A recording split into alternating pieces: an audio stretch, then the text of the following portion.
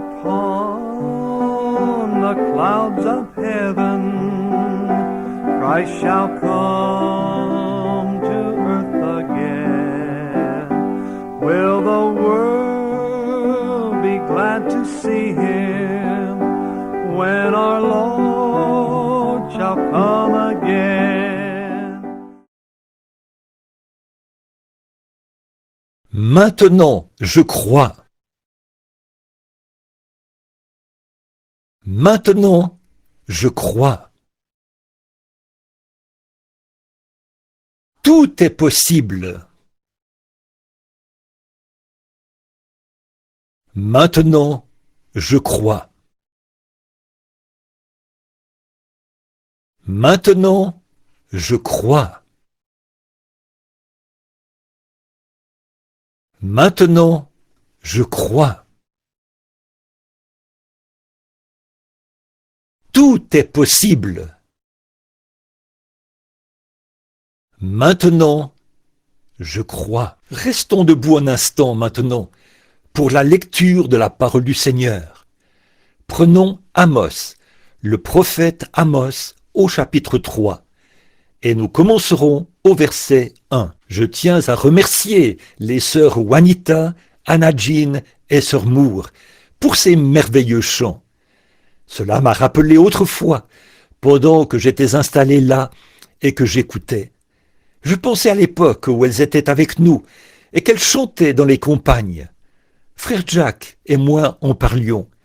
Ces filles étaient des petites jeunes filles de 16 ans, quelque chose comme ça.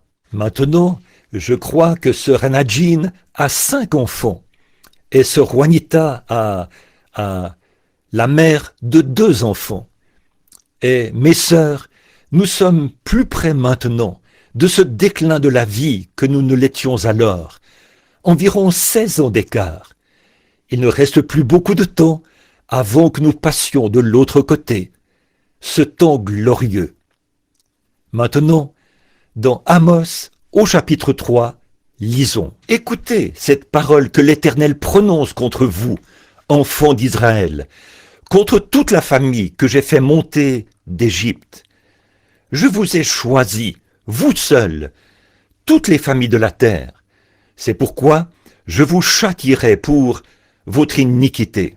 2 hommes marchent-ils ensemble sans en être convenus? Le lion rugit-il dans la forêt sans avoir une proie? Le lionceau pousse-t-il des cris du fond de sa tanière sans avoir fait une capture? L'oiseau tombe-t-il dans le filet qui est à terre sans qu'il y ait un piège? Le filet s'élève-t-il de terre sans qu'il y ait rien de pris? Sonne-t-on de la trompette dans une ville sans que le peuple soit dans l'épouvante? Arrive-t-il un malheur dans une ville sans que l'Éternel en soit l'auteur?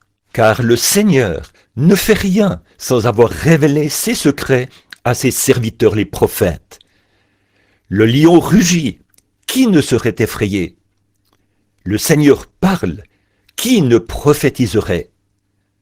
Courbons la tête. Seigneur Jésus, puisse ceci, ta parole, Seigneur. Puissions-nous avoir communion ce soir autour de cette portion. Nous te prions, Seigneur, de nous donner un contexte pour le sujet que nous allons prendre à partir de ceci. Et puisse cela t'honorer. Bénis-nous, Seigneur, alors que ce soir, nous nous attendons à ta parole. Guéris les malades et les affligés. Sauve les perdus. Donne des forces, Seigneur, aux faibles, qui s'affaiblissent à la fois physiquement et spirituellement. Et donne-nous un grand déversement de ta présence, car nous le demandons au nom de Jésus. Amen. J'aimerais prendre comme sujet, à partir de ce texte ce soir, l'amnésie spirituelle. N'oubliez pas, demain, c'est la prière pour les malades. Demain. Nous nous attendons à ce que le Seigneur fasse de très grandes choses. Demain après-midi à 14 heures, où lorsque nous commencerons notre service, le jeune homme sera ici pour distribuer les cartes de prière. Et on priera pour tous ceux qui le désirent. Et nous nous attendons à passer un moment merveilleux demain dans le Seigneur. Maintenant, vous êtes ici en visite, vous de l'extérieur de la ville. Rappelez-vous qu'il y a de bonnes églises, du plein évangile partout dans la ville. Vous êtes les bienvenus dans chacune d'entre elles. Je viens juste de parler à l'extérieur à l'un de mes pasteurs adjoints, frère Jackson, qui vient d'entrer, précédemment de l'église méthodiste, une ou deux villes plus au sud. Combien y a-t-il de personnes ici qui fréquentent le tabernacle? Levez la main. Il y en a partout. Oh là là, je suis vraiment content de vous avoir ici. Cette réunion est la plus proche de l'Indiana que j'ai eue depuis un bon bout de temps. Je pense revenir bientôt, dresser une tente et prendre ces 7 dernières trompettes, si le Seigneur le veut. Bon, donc rappelez-vous demain. N'oubliez pas, demain à 14 heures. Puis notre prochaine réunion commencera la semaine prochaine à Tampa, en Floride. Maintenant, je veux parler de l'amnésie spirituelle. Alors, parlons un peu de ce petit homme, Amos, brièvement, afin d'avoir notre contexte avant d'arriver au sujet. Ceci se passait à l'époque de la grande prospérité à Samarie. Israël avait prospéré. En fait, Israël avait recherché les choses du monde et avait prospéré. La prospérité n'est pas toujours le signe d'une bénédiction spirituelle, mais parfois c'est le contraire. Les gens pensent peut-être que vous devez posséder beaucoup de biens de ce monde pour montrer que Dieu vous bénit. Cela n'est pas vrai. Parfois, c'est l'inverse. Mais nous voyons nous ne savons pas beaucoup de choses au sujet de ce petit homme. Nous n'avons pas de traces historiques mentionnant d'où il venait. Nous savons toutefois, selon l'Écriture, qu'il était berger, mais Dieu l'avait suscité. Je peux m'imaginer cela lors d'une chaude journée là-bas à Samarie, l'une des plus importantes villes touristiques du monde à cette époque-là. Ce serait comparable à, disons, Miami ou Hollywood, Los Angeles, à certains endroits comme ceux-là, des lieux touristiques importants. Et nous pouvons simplement nous l'imaginer là. Il n'était jamais allé dans une ville pareille, mais il avait la parole du Seigneur. Il venait dans cette grande ville où le péché s'amoncelait de toutes parts. Les ministres s'étaient tous éloignés de la parole de Dieu, et il n'avait pas eu de prophète depuis de nombreuses années. Donc, ce petit homme, alors qu'il arrivait au sommet de la colline, situé plus ou moins au nord de Samarie, je peux me l'imaginer sous un soleil brûlant, le visage recouvert d'une barbe grisonnante, sa petite tête chauve qui brillait. Il a plissé ses petits yeux en regardant cette ville en contrebas. Il a plissé les yeux. Il ne regardait pas ce que les touristes voient généralement lorsqu'ils vont dans une ville et qu'ils voient tous les enchantements de sa beauté. Il regardait et voyait ce que cette ville était devenue. Une ville qui était jadis la cité de Dieu et qui était tombée dans une telle décadence morale. Ce n'est pas étonnant que ce petit homme inconnu était Amos, le prophète. Il se trouve que nous ne connaissons pas beaucoup de choses à son sujet. Nous ne savons pas d'où il venait. Les prophètes sont généralement des inconnus quand ils entrent en scène et ils repartent de la même façon. Nous ne savons pas d'où ils viennent, où ils vont, nous ne connaissons rien de leur passé. Dieu les suscite simplement. Il n'avait pas grand-chose pour attirer les regards, mais il avait « l'ainsi dit le Seigneur ». C'est ça l'essentiel, d'après moi.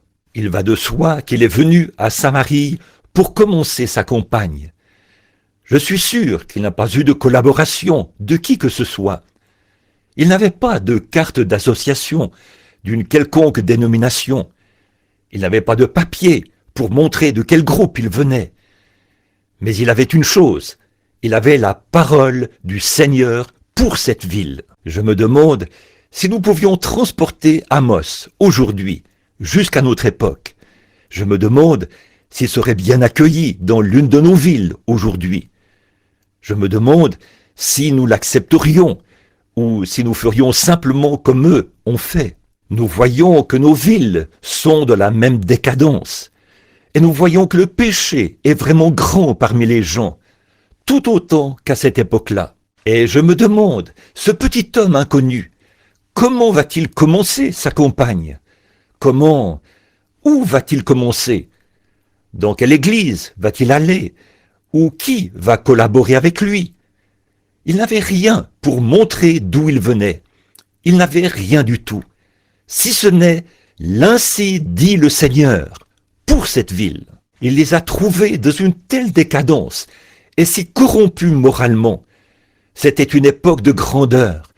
Les femmes de cette ville étaient devenues presque comme elles le sont aux États-Unis. Elles étaient devenues corrompues. Tout ce que Dieu avait attendu d'elles, elles étaient allées tout à fait dans l'autre direction. Et nous voyons que c'était un endroit remarquable, où on dansait dans la rue. Les femmes se déshabillaient de manière immorale, et tout, comme des stripteaseuses. Bien sûr, en ce temps-là, c'était un divertissement public, mais maintenant, c'est tous les jours. Laissez simplement le temps se réchauffer. Vous n'avez pas besoin d'aller à un spectacle. Elles sont partout dans la rue, n'importe où, de toute manière. Honte à vous, les femmes, de faire une telle chose. N'avez-vous pas honte? Il se trouve que j'ai dit ça à une femme ici, il n'y a pas longtemps.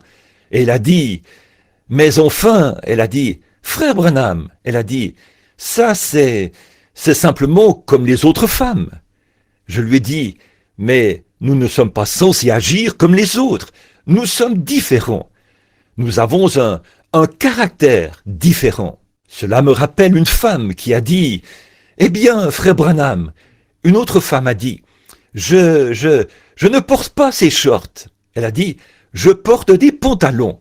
Je lui ai dit, c'est pire.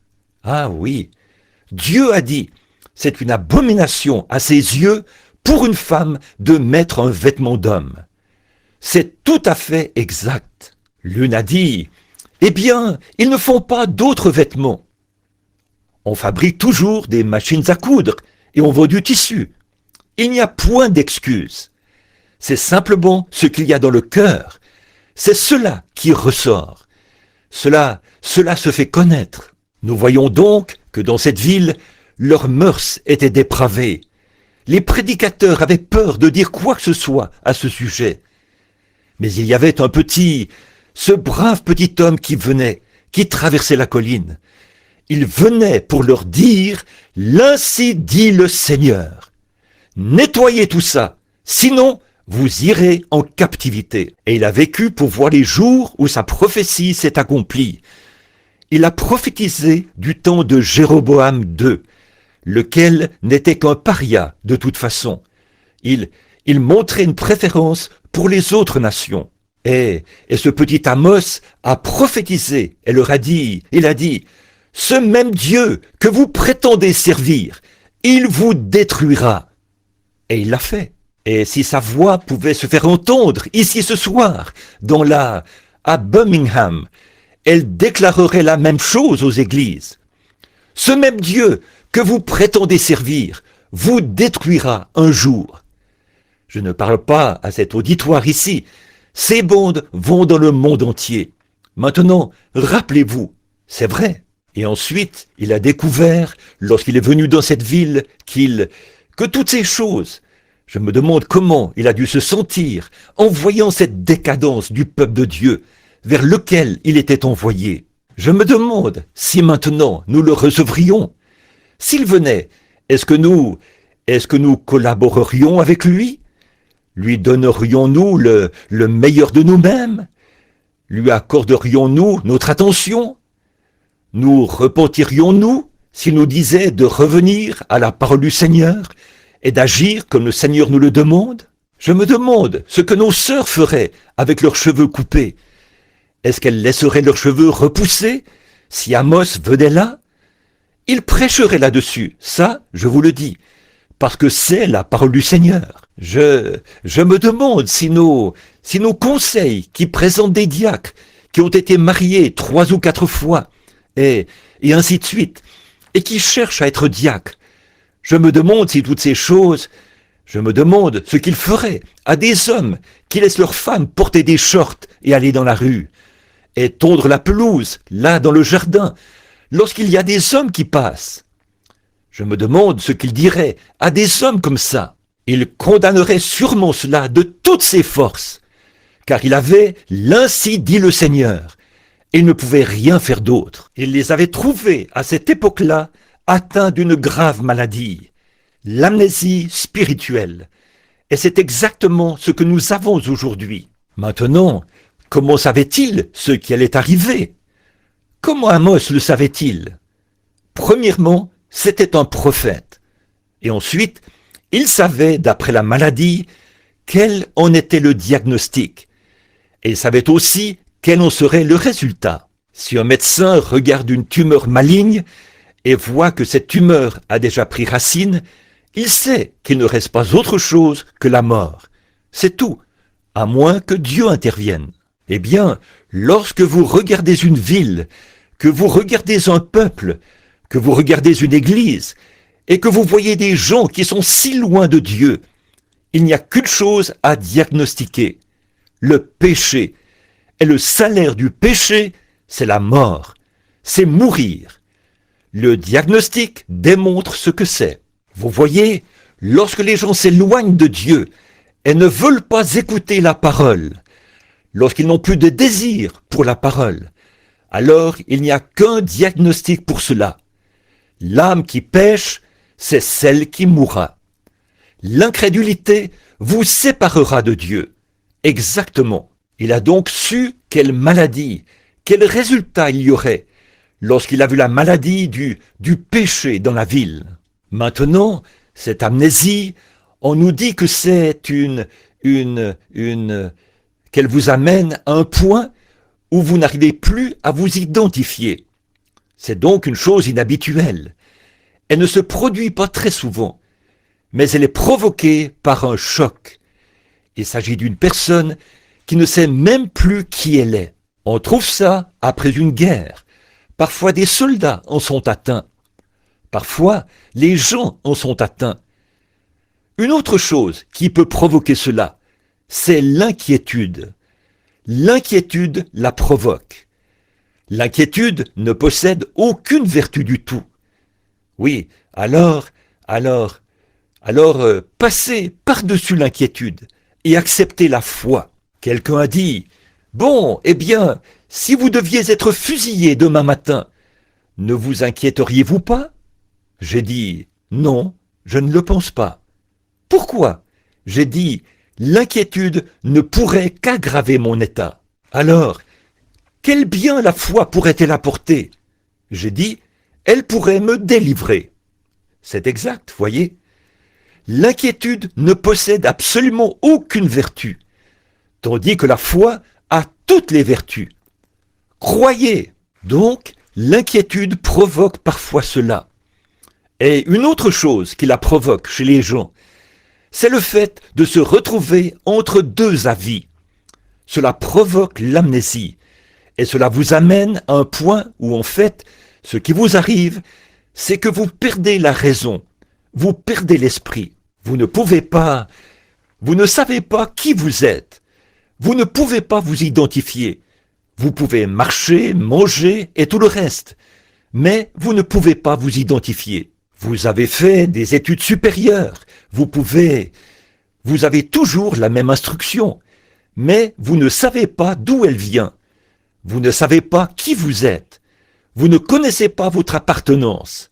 Ça, c'est l'amnésie, d'après ce qu'on nous dit. Nous sommes identifiés avec nos familles dans cette vie humaine par le mariage. Et avec nos épouses, nous nous marions et notre famille est identifiée par l'union constituée par notre mariage.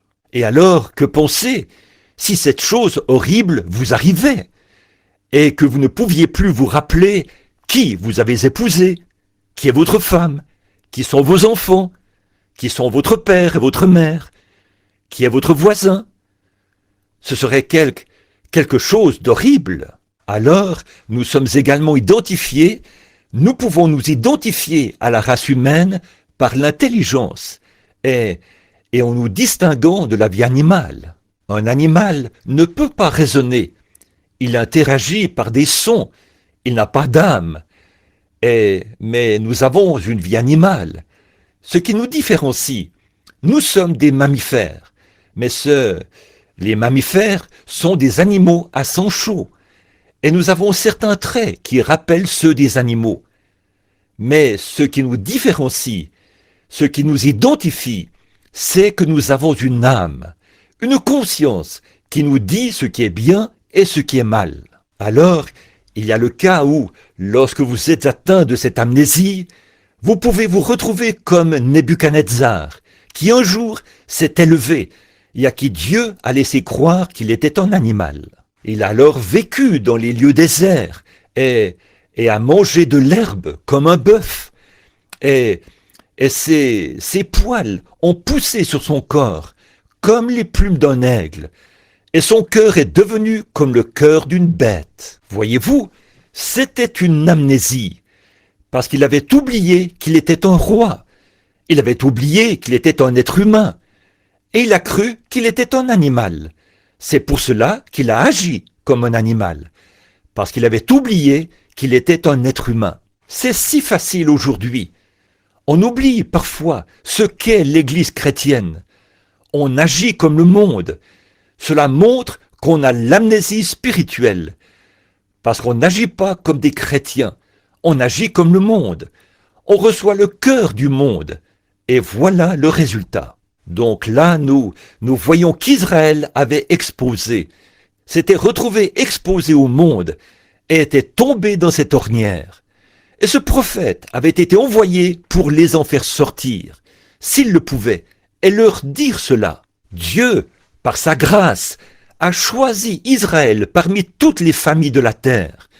La grâce avait fait cela. Il leur avait donné la meilleure terre.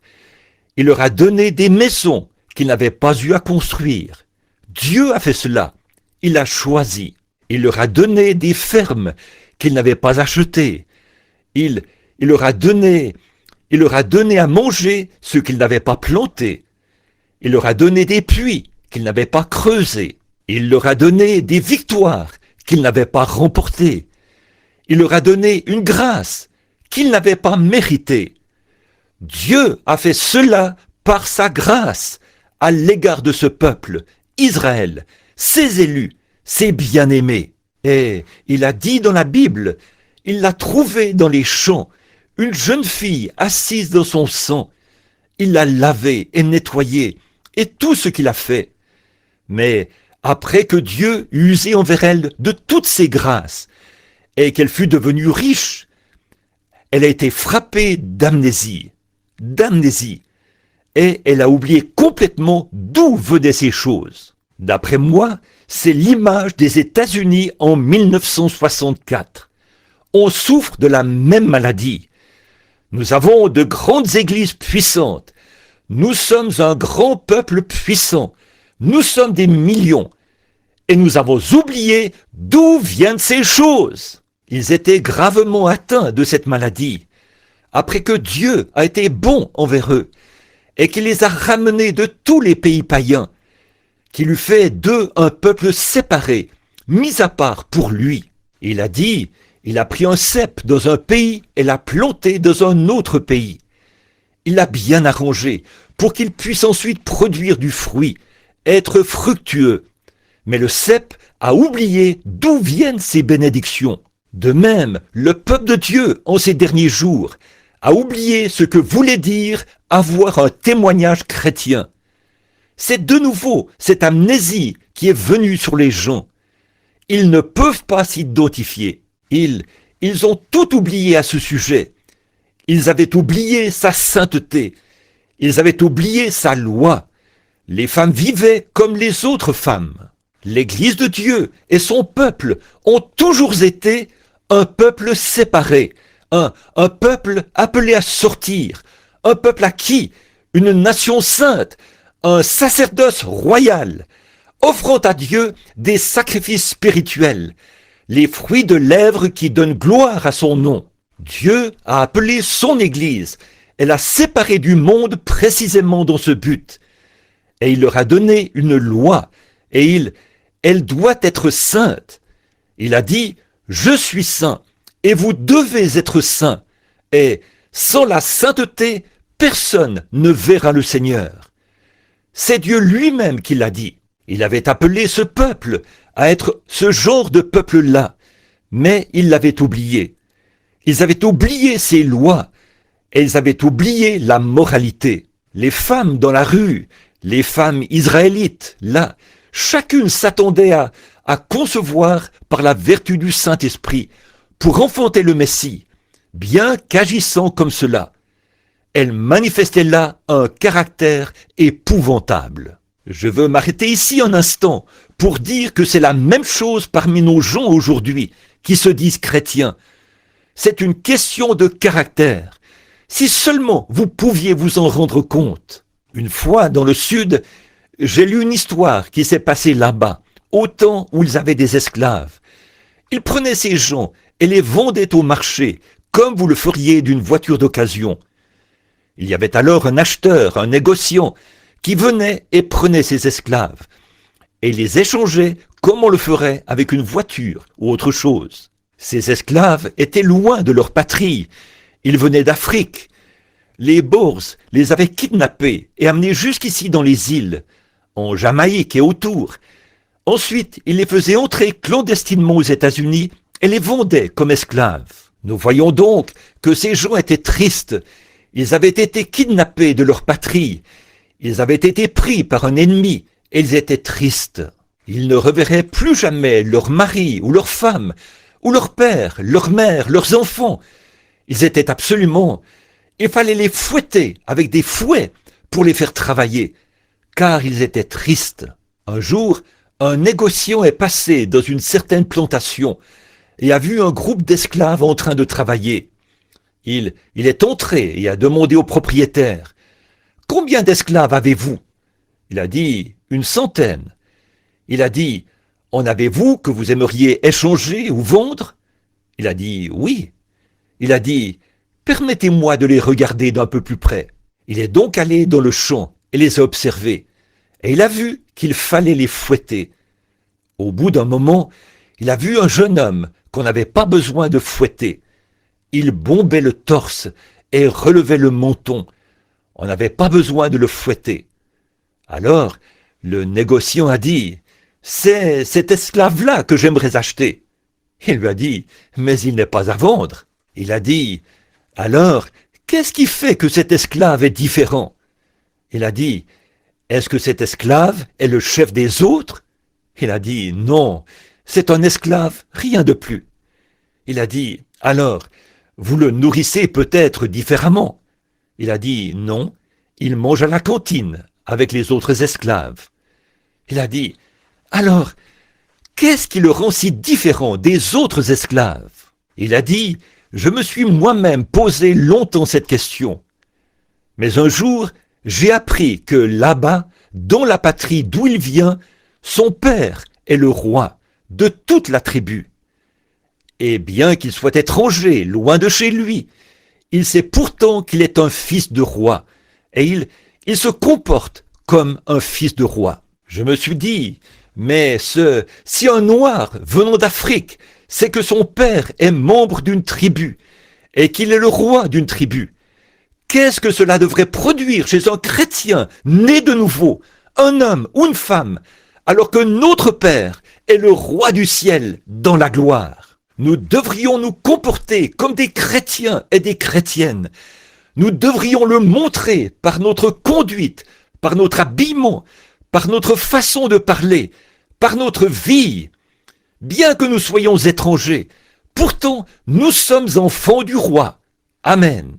Notre caractère, notre perte de sens moral, à l'époque où nous vivons maintenant. Israël était tombé dans cette même ornière et était aussi immoral. Ils avaient oublié les lois de Dieu.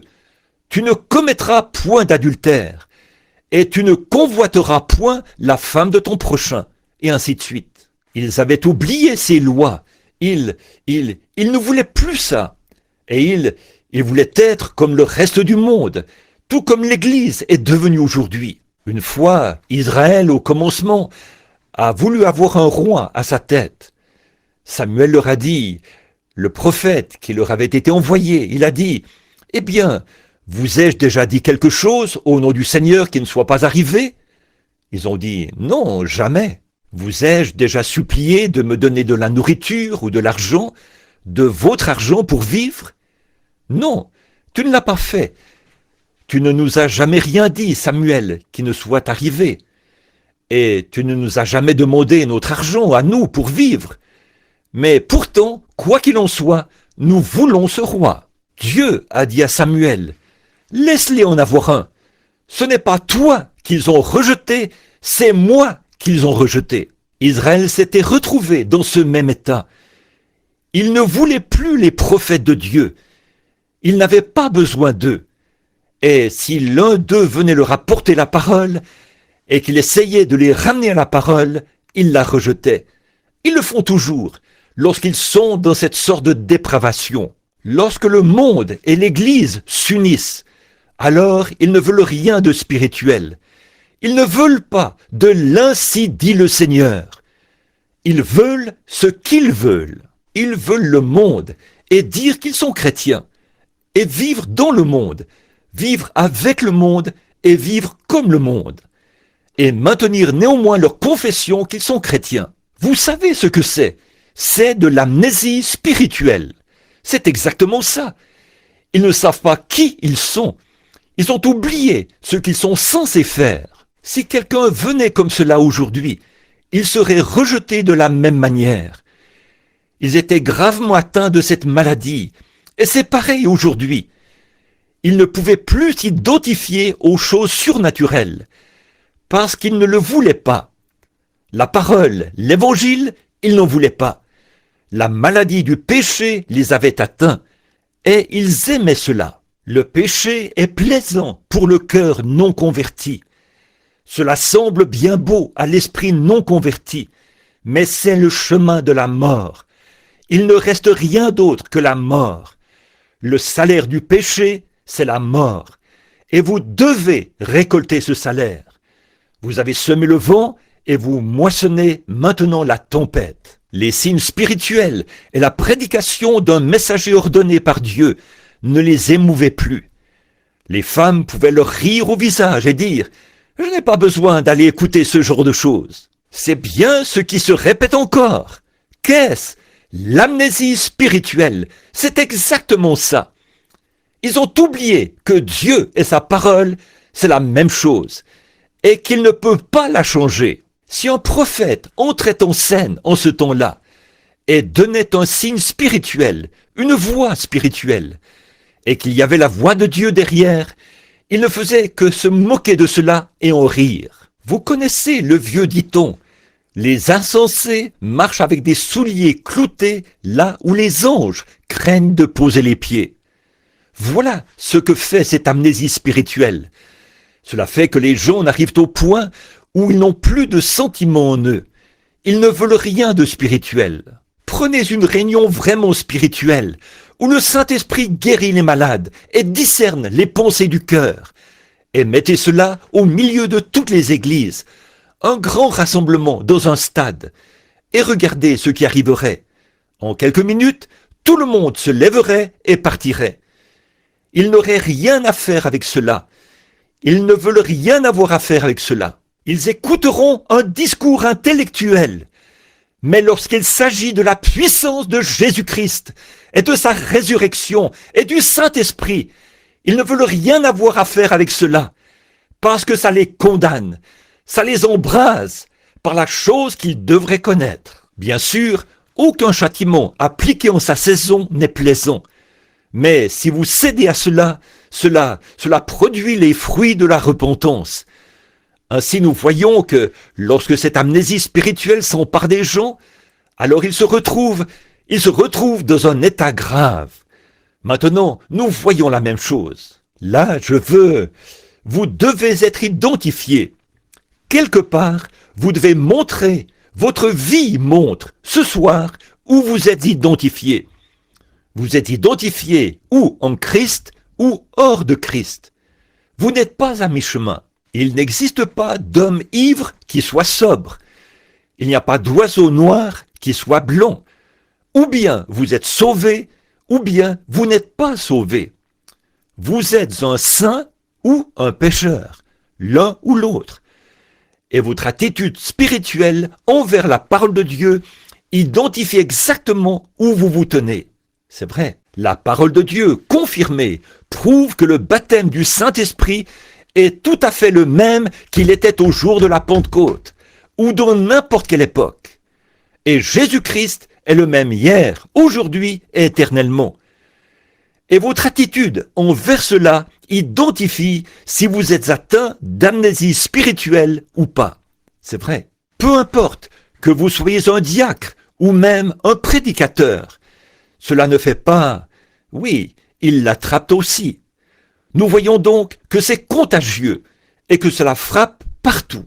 Maintenant, remarquons. Maintenant, pour être un Américain, je dois être identifié avec ma nation.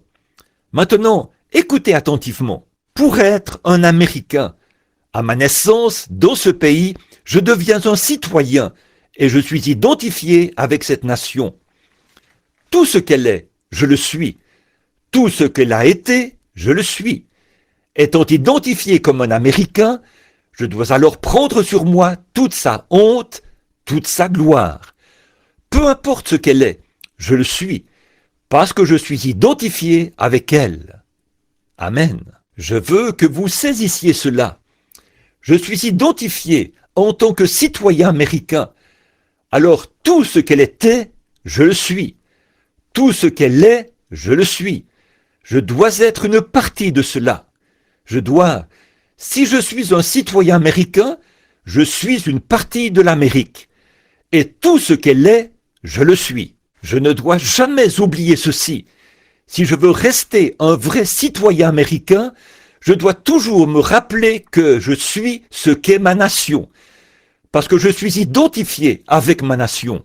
De l'oublier ou qu'il me faille combattre pour elle, ou mourir pour elle, ou défendre tout ce qu'elle défend. Je dois le défendre. Ce qu'est ma nation, je le suis. Ce qu'elle défend, je le défends. Pour être un Américain loyal, je dois être prêt à mourir pour elle, combattre pour elle, la défendre, faire tout ce qu'il faut. Je fais partie d'elle. Vous ne pouvez pas la critiquer sans me critiquer. Lorsque vous dites quelque chose contre elle, vous le dites contre moi, car je suis un Américain. Ce qu'on dit contre vous, comme Américain, ce qu'on dit contre cette nation, on le dit contre vous, car vous en êtes une partie. Ne l'oubliez jamais. Lorsque vous l'oubliez, vous avez l'amnésie, assurément. Et rappelez-vous, vous n'êtes plus un citoyen américain si vous n'arrivez pas à en devenir une partie. Vous devez l'être. Ce qu'est l'Amérique, vous devez l'être aussi. Je dois en être un participant. Ceci est ma nation. Je dois en être un participant. Ce qu'elle est, je le suis. Voyez, ce qu'elle était, je le suis. Peu importe ce qu'elle était, je suis toujours ce qu'elle était. À titre d'Américain, j'ai débarqué à Plymouth Rock avec elle, avec les ancêtres. J'ai dû le faire. Je suis une partie d'elle. J'ai chevauché avec Paul Revere pour l'avertir du danger. Si je suis un vrai citoyen américain, j'ai débarqué à Plymouth Rock. J'ai chevauché avec Paul Revere pour l'avertir du danger. Comprenez-vous ce que je veux dire maintenant? J'ai traversé le Delaware glacé avec George Washington, avec ses soldats nu-pieds. J'étais là, car je suis identifié avec cette nation. Ce qu'il a fait là était une partie de moi. Ce que je fais maintenant est une partie de lui. J'étais identifié avec Washington au Delaware. Je me suis tenu aux côtés de Stonewall Jackson quand les probabilités de réussite étaient si faibles et qu'on lui a demandé « Comment peux-tu te tenir comme un mur de pierre alors que tes probabilités de réussite sont faibles ?» Ce petit homme timide, aux yeux bleus, a donné un coup de pied dans la poussière avec ses bottes et il a dit Je ne bois jamais un verre d'eau sans remercier le Dieu Tout-Puissant. Je dois me tenir avec lui comme un mur de pierre. Je me suis tenu là avec Stonewall Jackson. Pour être américain, j'ai été identifié avec lui et sa prise de position. Traversant le Delaware, livrant des batailles, j'ai hissé le drapeau.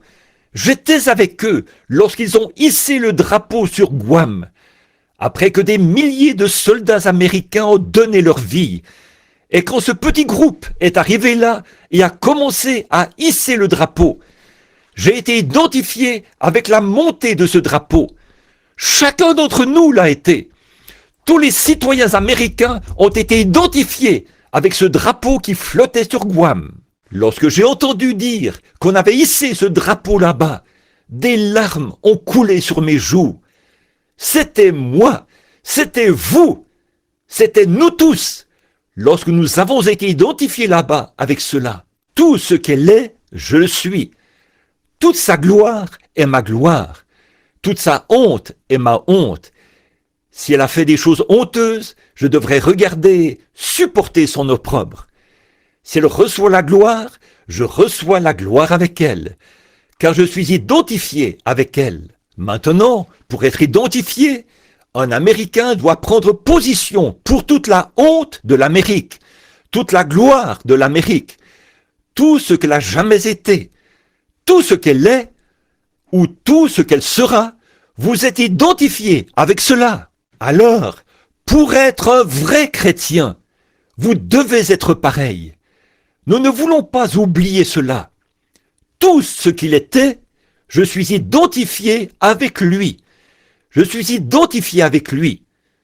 Remarquez, il est en moi et je suis en lui. Alors, remarquez, chaque chrétien qui est un véritable chrétien, était avec lui. Lorsque les étoiles du matin éclataient au chant d'allégresse et que les fils de Dieu poussaient des cris de joie, avant qu'il y ait une fondation du monde, nous étions identifiés dans les sphères immortelles avec Dieu, 10 millions d'années avant même que le monde soit formé. J'étais là-bas avec lui. Si j'ai la vie éternelle, j'étais là-bas avec lui. J'étais identifié avec lui. Alors que les étoiles du matin éclataient en chant d'allégresse et que les fils de Dieu poussaient des cris de joie, j'étais avec lui lorsqu'il a appelé Abraham, alors qu'il était âgé de 75 ans et que sa femme avait 65 ans et qu'il lui a dit qu'ils allaient avoir un bébé. J'étais avec lui lorsqu'il a pris position sur l'Ainsi dit le Seigneur. Je vais avoir ce bébé. Je me suis tenu à ses côtés. Tous les autres chrétiens se sont tenus à ses côtés. J'étais avec lui lorsque sont venues ces tentations. J'étais avec lui lorsqu'il est monté sur la montagne pour offrir Isaac. J'étais avec lui lorsque le bélier est apparu. J'étais avec Joseph lorsqu'il était rejeté par ses frères, parce qu'il était spirituel et que les autres étaient charnels. J'étais avec lui quand il a connu l'opprobre qu'il a dû supporter de la part de ses propres frères. Ce qu'il était, je le suis. Ce que je suis, il l'était. Car nous sommes tous un en Jésus-Christ. J'étais avec Joseph dans sa caverne, sa tombe. J'étais avec lui lorsqu'il est allé à la droite de Pharaon. Vous avez dû être identifié avec lui. J'étais avec Jacob ce soir-là, lorsqu'il a lutté toute la nuit avec l'ange. J'ai lutté moi-même. Je sais ce qu'il a traversé. J'ai donc lutté en même temps que Jacob, car je suis son frère. J'étais avec Moïse lorsqu'il est allé en Égypte. J'étais avec Moïse au buisson ardent. Si vous êtes un chrétien, vous êtes identifié avec ces personnages de la Bible. Ne l'oubliez pas. J'étais avec Moïse lorsque tous les gens se sont retournés contre lui. J'étais avec Moïse lorsqu'il a traversé la mer Rouge, lorsqu'il a levé la main et qu'il s'est mis en route et que la mer Rouge s'est ouverte. J'ai été identifié en Christ à ce moment-là et j'ai été avec Moïse à cette heure-là. Quoi que les chrétiens aient été, quoi que les croyants aient été, chaque croyant est maintenant identifié avec cette même personne. Quoi que cela soit, vous devez être identifié. Ne l'oubliez pas. Quand cela arrive, vous avez l'amnésie spirituelle. Vous avez oublié qui vous êtes. Donc, identifiez avec lui, avec Moïse, lorsqu'il a traversé la mer. J'étais avec Élie du temps d'Akab, lorsqu'ils ont dû choisir qui ils serviraient, Dieu ou Balaam. Nous étions avec lui sur la montagne du Carmel, lorsqu'il a dû choisir, car nous sommes identifiés dans le corps du même Dieu que celui dans lequel il était identifié. Si nous sommes donc identifiés dans ce corps, nous devons nous rappeler que nous étions là avec lui. C'est vrai. Bon, j'étais avec David lorsqu'il était rejeté par ses propres frères. J'étais avec David, vous l'étiez aussi, si vous êtes un chrétien. Vous devez être identifié dans son rejet. J'étais avec les enfants hébreux dans la fournaise ardente, lorsque le feu n'a pas pu les brûler à cause de la présence du quatrième homme. J'étais avec Daniel dans la fosse aux lions. J'ai été identifié là, lorsque l'ange du Seigneur l'a identifié là, dans la fosse. J'étais assurément avec lui au calvaire. Je dois être identifié avec lui au calvaire. Je dois être là au point que je n'étais pas simplement identifié avec lui au calvaire, mais que je suis mort avec lui au calvaire. Chaque chrétien doit mourir avec lui au calvaire. Si vous ne mourrez pas avec lui au calvaire, vous ne pouvez pas faire partie des siens. J'étais là lorsqu'il est mort. Je suis mort avec lui. Et ensuite, j'étais avec lui lorsqu'il est ressuscité des morts. Je suis apparu le matin de Pâques avec lui, à la résurrection. Quoi qu'il ait fait, j'étais moi-même là avec lui. Chaque croyant l'était aussi. Et maintenant, je suis assis avec lui dans les lieux célestes, en Jésus-Christ, avec toutes les puissances de l'enfer conquises par lui. Chaque croyant chrétien était assis de la même manière, parce que vous devez être identifiés. Maintenant, je me retrouve en ces derniers jours avec beaucoup de chrétiens qui croient, identifiés à son ministère. Il est le même hier, aujourd'hui et éternellement. Je me retrouve en ce jour identifié à son ministère. Vous retrouvez-vous comme ça, en train de croire cela, de marcher avec cela? Remarquez les œuvres qu'il a faites. Il a dit que le croyant les ferait aussi. Vous ferez aussi les œuvres que je fais. Alors, pouvez-vous être identifié avec lui? Lorsque l'opprobre vient sur la parole, pouvez-vous porter l'opprobre comme lui l'a fait? Voyez, étant identifié avec lui? J'étais identifié avec lui. J'étais avec lui le jour de la Pentecôte. J'étais avec les disciples là-haut, identifié avec eux par le baptême du Saint-Esprit. Je me demande si l'Église n'est pas maintenant atteinte d'une amnésie telle certains d'entre eux ne croient pas en l'existence du Saint-Esprit.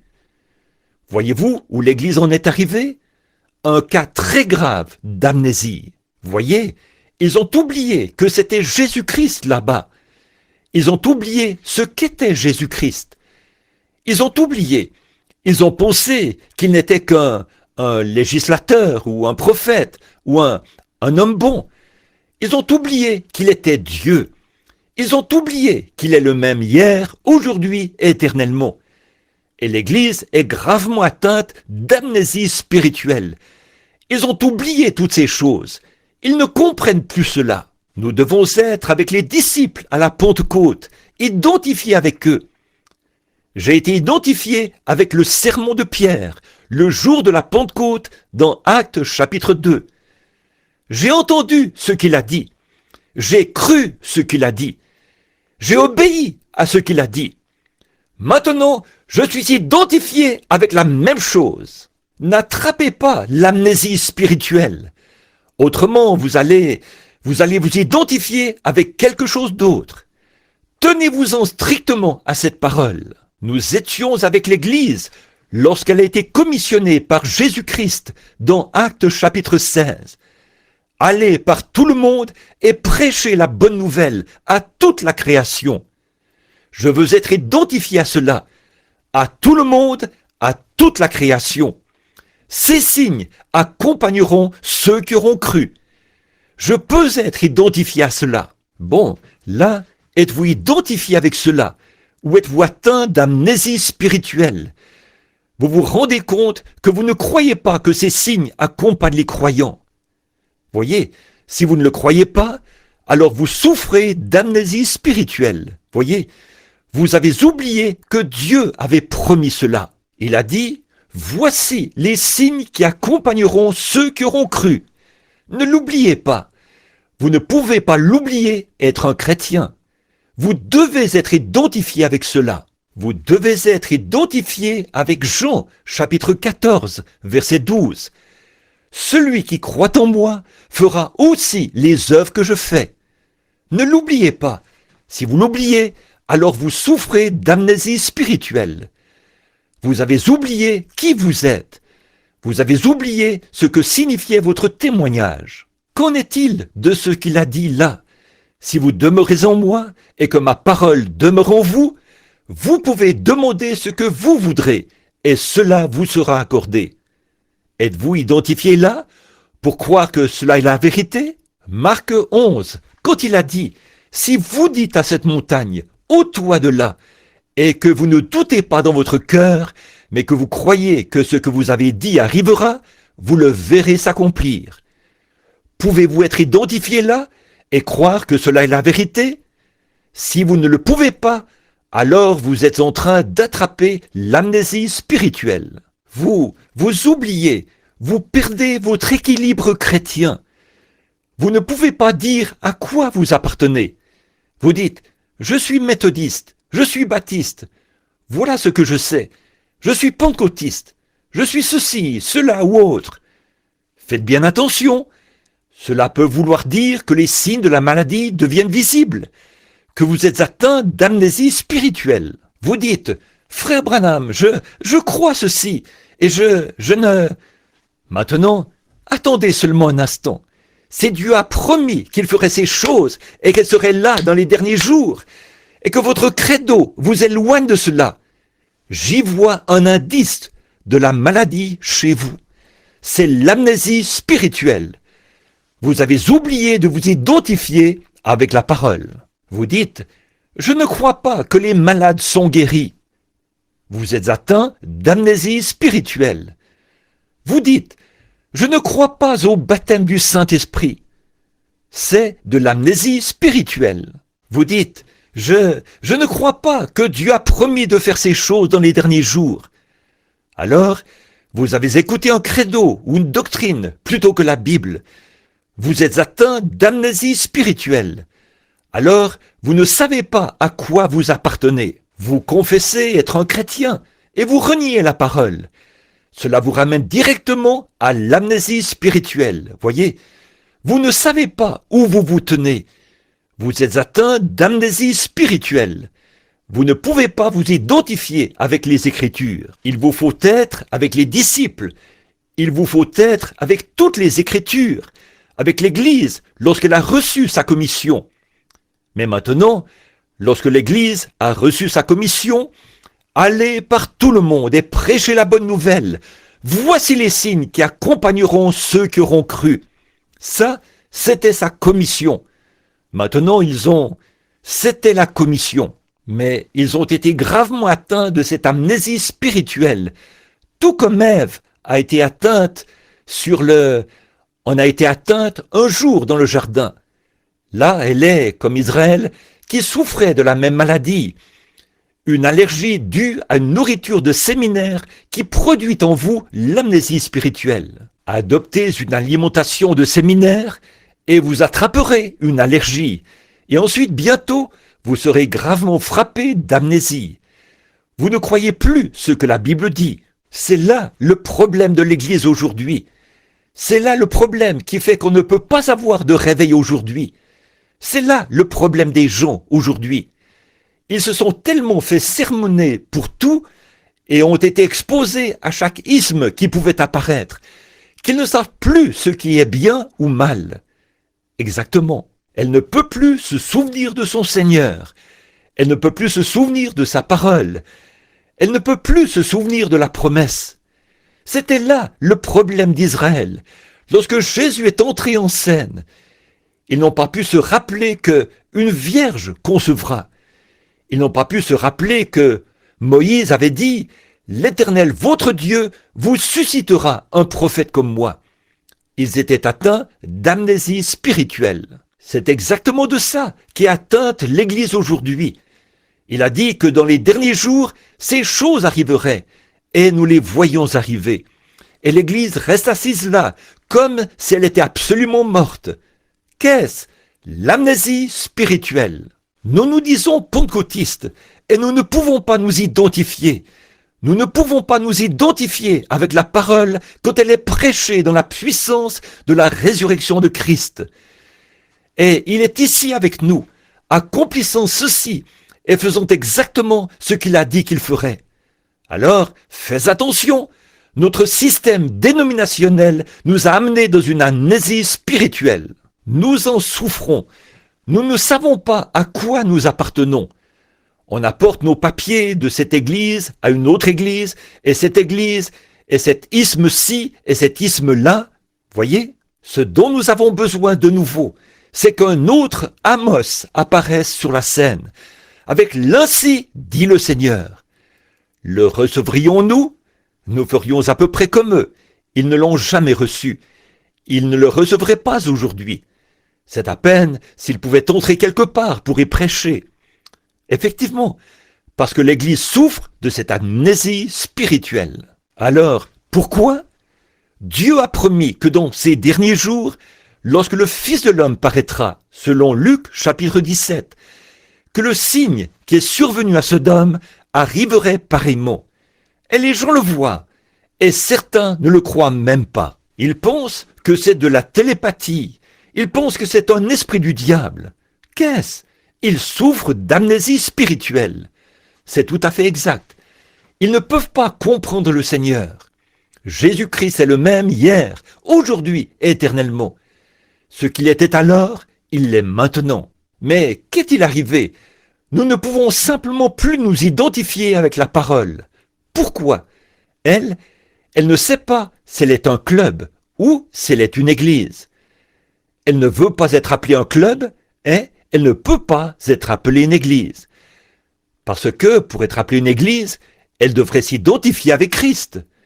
Cela provoque en elle l'amnésie spirituelle. Et elle ne veut pas être appelée un club. Ainsi, ce n'est pas l'église pentecôtiste, l'église méthodiste, l'église baptiste. C'est le club pentecôtiste, le club méthodiste et le club baptiste. Parce qu'elle ne peut pas être identifiée avec la parole. Et lorsque la parole est manifestée, ils ne la croient toujours pas. C'est une maladie, l'amnésie spirituelle. Ils ne peuvent pas s'identifier. Ils ne savent pas à quoi ils appartiennent.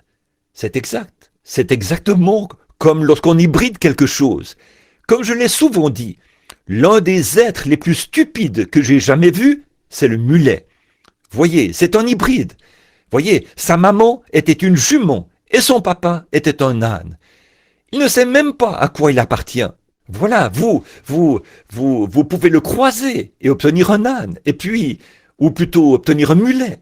Mais ce mulet ne pourra pas se reproduire à son tour. Voyez, vous ne pouvez rien lui apprendre. Il est têtu. Vous ne pourrez jamais rien.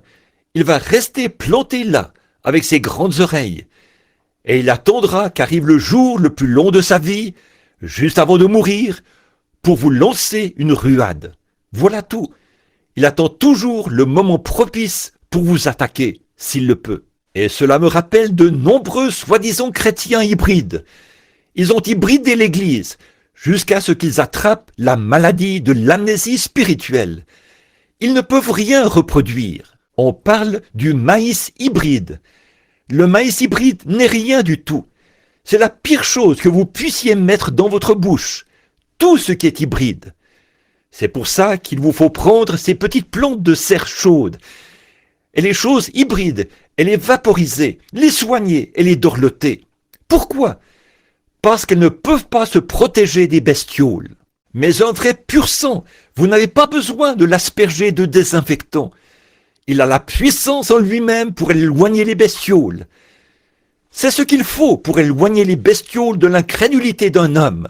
Un vrai de vrai, rempli de l'esprit. Prenez un vieux mulet et commencez à lui parler. Dites-lui, « Hé mon gars, j'aimerais que tu fasses ceci, cela. » Il restera planté là, en faisant « I-a, I-a, I-a ». Il agitera ses grandes oreilles. J'ai vu beaucoup de soi-disant chrétiens faire à peu près pareil.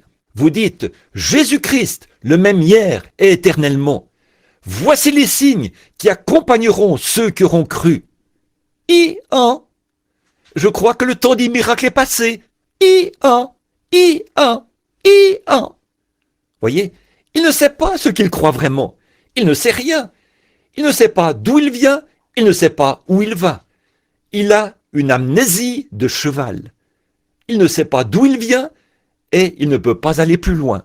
Mais moi, j'aime un vrai pur sang. Oh, il est doux, on peut lui parler. Il sait qui est son papa, qui est sa maman, qui sont son grand-papa et sa grand-maman.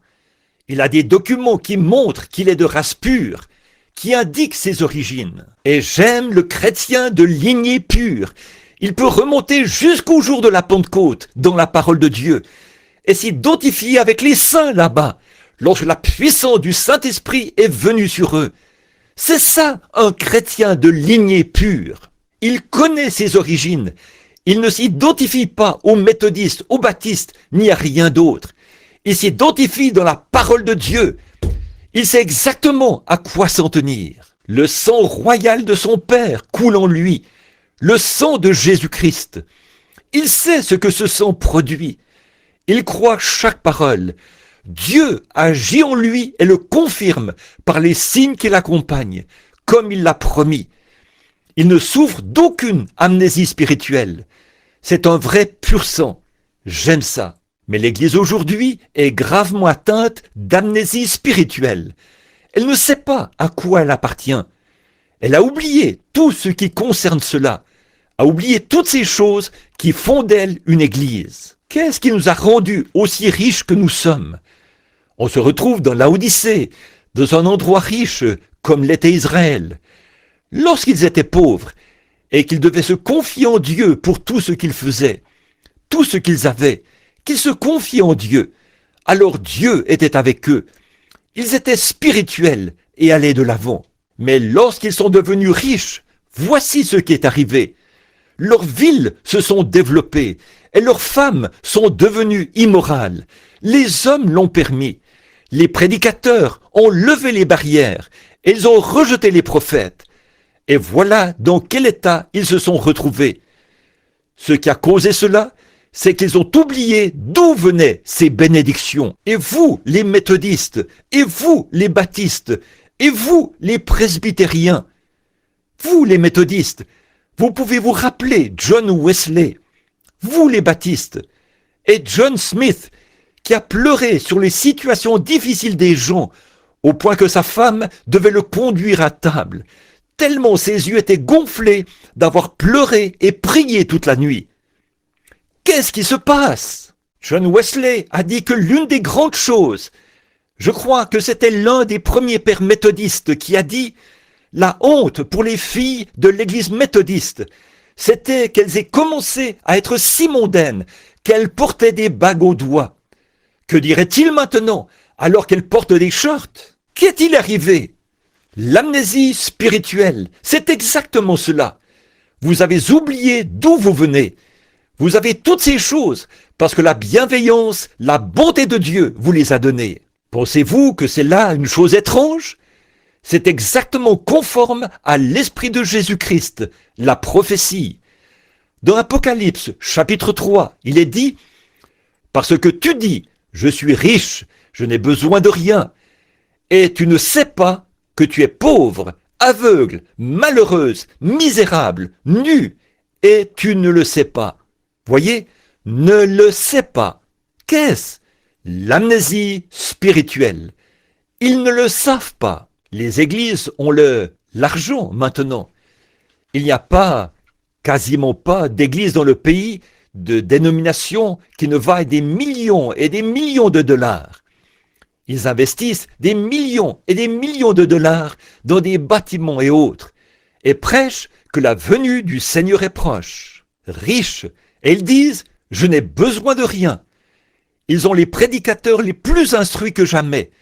Ils connaissent la théologie plus que jamais.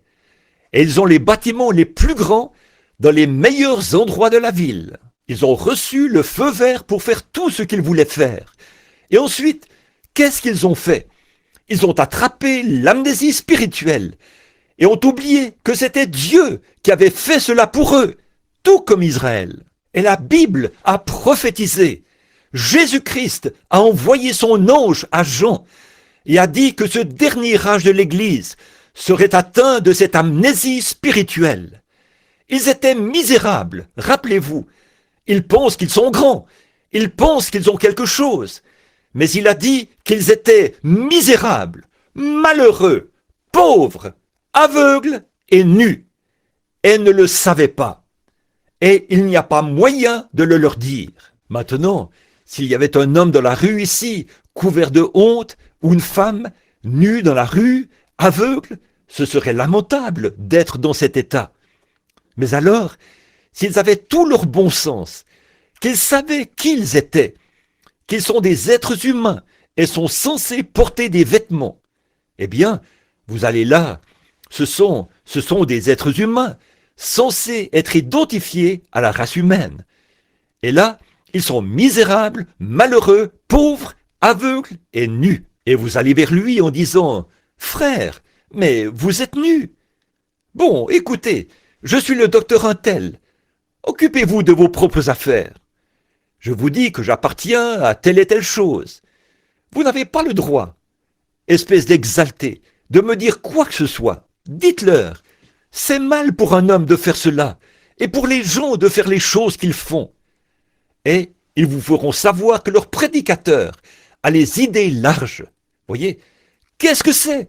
C'est qu'ils ont oublié les commandements du Seigneur Jésus. Alors qu'ils descendent faire les signes, les prodiges qu'il a dit qu'il ferait. Ils ne veulent pas le croire. C'est de l'amnésie spirituelle. Voyez, ils ont oublié. Et ils sont nus et ne le savent pas, n'en sont pas conscients. Ils pensent, pourvu que j'appartienne à l'Église, c'est tout ce qu'il faut. Oh frère, cela ne veut pas dire plus pour Dieu que d'être franc-maçon ou autre chose, de n'importe quel autre club. D'être rattaché à l'Église, cela ne veut rien dire pour Dieu. Il faut que vous soyez des fils et des filles de Dieu. Il faut que vous soyez nés de Dieu, et Dieu est la parole.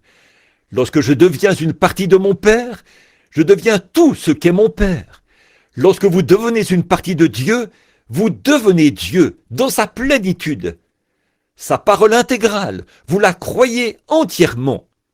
L'amnésie spirituelle. Qu'arriverait-il si vous ne saviez pas que votre nom était ce qu'il est?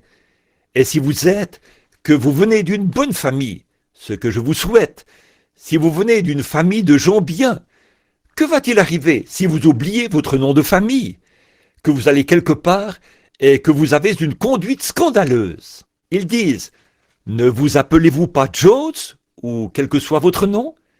Eh bien, je ne sais pas qui j'étais. Voyez? Alors vous voyez, c'est terrible d'être comme ça, de se retrouver dans ce terrible état. Eh bien, c'est justement là où l'Église est arrivée. Elle est censée être la représentation de Jésus-Christ. Mais elle a oublié cela, parce qu'on a injecté en elle des credos et des dénominations qu'ils ont acceptées à la place de la parole. Elles sont nues, aveugles, misérables, et ne le savent pas. Il n'y a pas moyen de le leur dire. Il se peut que je ne revienne plus à Birmingham, mais voici une fois où ils vont l'entendre. Voyez, c'est vrai, je ne suis responsable que de semer la semence. C'est Dieu qui la dirige vers le terrain où elle est censée aller. Oubliez, oui, ils ont oublié la parole de la promesse. Ils ont oublié. Israël était dans cette sorte de pétrin lorsque Jésus est arrivé. Il avait oublié. Ils avaient regardé, ils ont dit qu'ils croyaient qu'un Messie allait venir. Mais lorsque le Messie est venu et qu'il s'est identifié par la parole, Ils avaient tellement de traditions qu'ils ont annulé l'effet de la parole de Dieu. Et Jésus a promis que juste avant la fin des temps, ce qui est arrivé à Sodome arriverait pareillement, et que ce serait identifié. Et les gens sont si traditionnalistes qu'ils ont annulé l'effet de la promesse de Dieu par leur tradition. L'amnésie spirituelle. L'amnésie spirituelle, c'est exactement ça. Voyez, ils ont oublié ces choses. Oh, je fais partie de ceci, j'ai fait ceci, j'ai dansé par l'esprit, j'ai fait ceci. Oh là là, là là, cela n'a rien à voir, rien du tout. Comment pouvez-vous être un chrétien et nier la parole? Vous ne le pouvez pas. Dieu est la parole. Si la parole est en vous, vous êtes la parole. C'est la même chose. Tout ce qu'est la parole, vous l'êtes. Amen. Si je vis dans cette génération, la portion de la parole qui est promise pour cette génération, je dois être cela. Si je veux être un chrétien, je dois être identifié avec tout ce que la Bible prêche et défend. Alléluia! Vous allez m'appeler un exalté de toute manière. Et je me sens pas mal religieux en ce moment. Oui, monsieur, je dois être identifié avec tout ce que cette Bible revendique. Elle a ses revendications et si je n'ai pas été frappé par cette amnésie spirituelle des temps modernes, je serai et peux être identifié avec elle. Si je la renie, alors je suis atteint d'amnésie spirituelle. Quelque chose est arrivé. J'ai accepté un credo ou une doctrine ou une église ou un groupe d'hommes. Je ne peux pas le faire. Et pourtant, la parole vient et s'identifie. C'est pour cela que Jésus n'a pas été reconnu. Oh, ils ont dit, eh bien, cet homme est saint. Et il y a notre saint prêtre et notre saint ceci. Et Jésus a dit, vous avez pour père le diable, et vous faites ses œuvres. Savez-vous que Caïn a aussi offert un bon sacrifice? Il était sincère. Il a construit un autel. Il s'est agenouillé et a adoré. Et a offert un sacrifice et a prié Dieu. Et c'est Dieu, c'est tout ce que Dieu réclame de vous. D'être membre de l'Église, d'avoir un autel, de payer votre dîme, d'aller à l'Église et de vivre une bonne vie. Si c'est tout ce qu'il réclame, il a été injuste de condamner Caïn, parce qu'il a fait la même chose. Oui, monsieur, exactement. Mais la religion signifie une couverture. Et vous ne pouvez pas être couvert par vos propres bonnes œuvres. Il n'y a qu'une chose que Dieu acceptera, et c'est le sang de Jésus-Christ. C'est la seule couverture. En dehors de cela, si vous dites « Observez le credo », l'amnésie spirituelle, c'est ce qui est arrivé. Maintenant, remarquez, ils ont oublié leurs paroles, ils ont oublié la Bible, ils ont oublié la promesse. Ils essayent de vivre dans le reflet de ce qu'étaient les méthodistes, de ce qu'étaient les baptistes, de ce qu'était quelqu'un d'autre. Voici la promesse du jour, et Dieu qui la prononce par sa parole, et la confirme de nouveau, et prouve que c'est ainsi, et il ne la croit pourtant pas. L'amnésie spirituelle, c'est tout à fait exact. Complètement amnésique. Il ne la croit absolument pas du tout. Un soldat français, on m'a raconté une petite histoire, juste avant que nous terminions. Je ne savais même pas que c'était si tard. Il me reste encore 10 pages de notes ici. Je les prendrai une autre fois. Remarquez, un soldat français. Ils avaient un groupe de soldats qui rentraient de l'armée, et ils étaient atteints de cette amnésie. Celle-ci provient d'un choc sur le champ de bataille. Ils avaient mis sur pied un programme, et ils ont annoncé que les gens qui avaient des bien-aimés manquants pouvaient téléphoner, afin de venir voir s'ils pouvaient reconnaître ces garçons. Pas d'espoir pour eux. Peut-être qu'un ou deux parmi eux ont pu être reconnus. Ensuite, on a pris les autres et on voulait les mettre dans un sanatorium, où ils allaient devoir rester jusqu'à la fin de leur vie. Ils gravissaient la colline, le train avançait, et ils se sont arrêtés à une gare. Ils ont permis aux garçons de descendre pour se dégourdir les jambes. Les gardes sont allés sur la colline pour les surveiller, parce qu'avec l'amnésie, eh bien, on devait les surveiller. Ils ont alors observé un jeune homme qui était là. Il est sorti et a commencé à regarder le réservoir d'eau. Il a parcouru de regard toute la colline. Il s'est frotté le visage et il a observé. Puis il a regardé de nouveau et il a vu ce réservoir d'eau. Il a regardé autour de lui, là, à la gare, et il a commencé à marcher. Plutôt que de l'arrêter, le garde l'a suivi. Il a gravi la colline, a descendu un petit sentier, a tourné à droite, a gravi une autre petite colline, et il est arrivé à une petite cabane en rondin. Il a regardé. Un vieil homme est sorti sur la galerie, sa canne à la main. Il est sorti et il l'a pris dans ses bras. Il a dit « Mon fils, je savais que tu reviendrais. On m'a dit que tu étais mort, mais je savais que tu reviendrais. » Et le garçon est revenu à lui. Son amnésie l'a quitté. Il a pu identifier qui il était.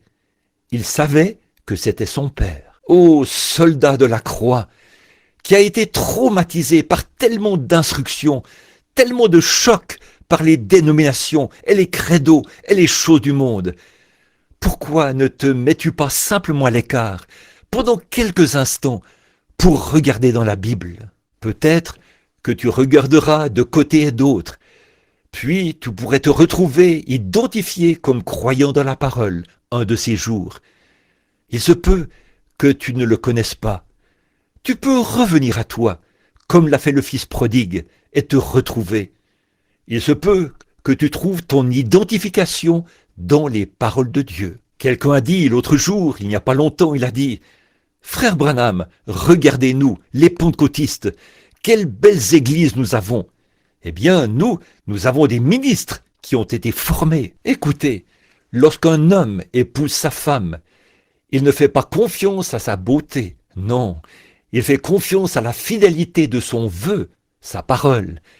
Il ne fait pas confiance à sa beauté, il fait confiance à sa fidélité. Et c'est comme ça, lorsque vous vous mariez avec Dieu, vous ne placez pas votre confiance dans une belle église que vous pouvez construire, mais dans la promesse de Jésus-Christ qui a dit « Je suis le même hier, aujourd'hui et éternellement ».